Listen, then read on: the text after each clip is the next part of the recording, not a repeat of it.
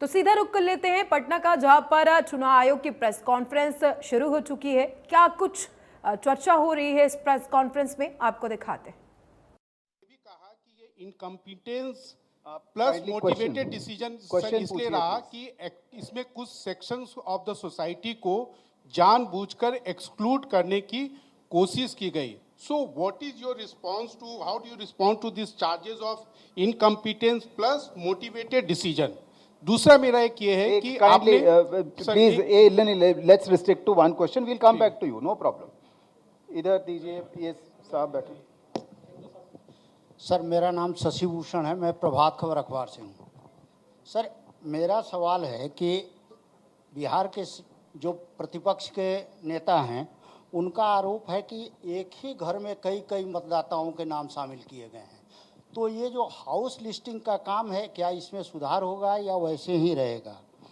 दूसरा सर ये है कि फॉर्म 70C, इसको लेकर क्या है कि क्या जो पहले वोटर एजेंट जो पॉलिटिकल पार्टी के चले जाते हैं, तो उनकी क्या बाध्यता रहेगी कि वो लेकर और हस्ताक्षर करके ही वहाँ से जाए?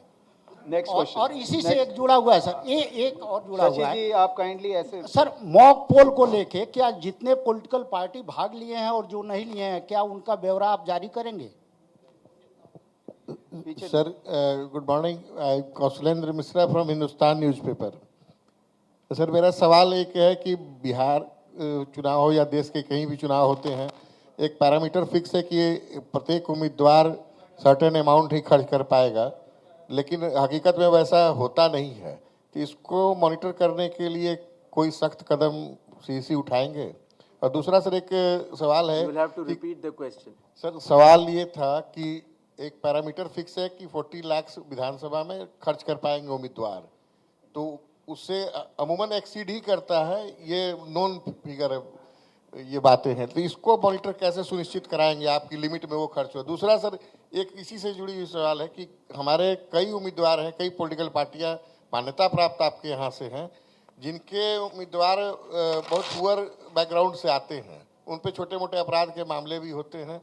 तो क्या वैसे उम्मीदवारों के लिए जो 3 अखबारों में या ये पब्लिश करने की बाध्यता है, उसमें भी कोई आप रिलैक्सेशन देने जा रहे हैं? Thank you.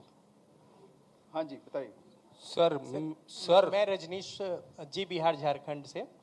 और सर, एक सवाल है कि जो बिहार सरकार अभी जो गणना कराई थी यहाँ पे, उसमें सेक्स रेशियो जो है 914 था प्रति 1000 पुरुष पे महिलाओं की जो संख्या, और अभी आपकी ओर से जो SIR हुआ है तो उसमें ये संख्या घट गई है। तो क्या महिलाओं के नाम कटे हैं ज़्यादा या फिर जुड़ नहीं पाए हैं प्रॉपर? इसमें जो अंतर है, इसमें क्या वजह है?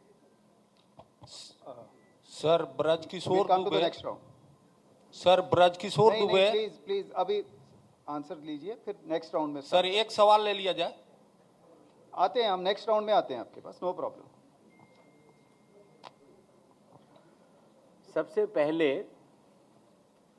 17C के बारे में बतलाना चाहूंगा, मॉक पोल और 17C। हर मतदान केंद्र पर मतदाताओं द्वारा मतदान होने से पहले एक मॉक पोल होता है, और मॉक पोल में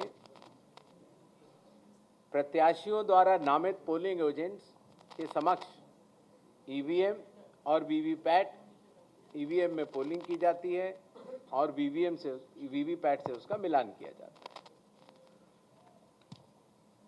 मॉक पोल करना आवश्यक होता है जिससे कि पारदर्शिता का अनुभव हमारे प्रत्याशियों के पोलिंग एजेंट्स भी कर सकें।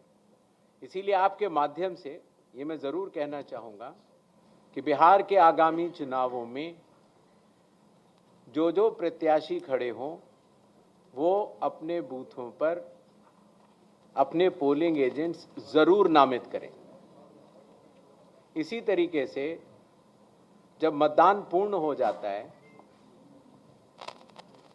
तो कानून के अंतर्गत उस समय जो पोलिंग एजेंट्स उपस्थित होते हैं, प्रिसाइडिंग। तो चलिए रुकते हैं।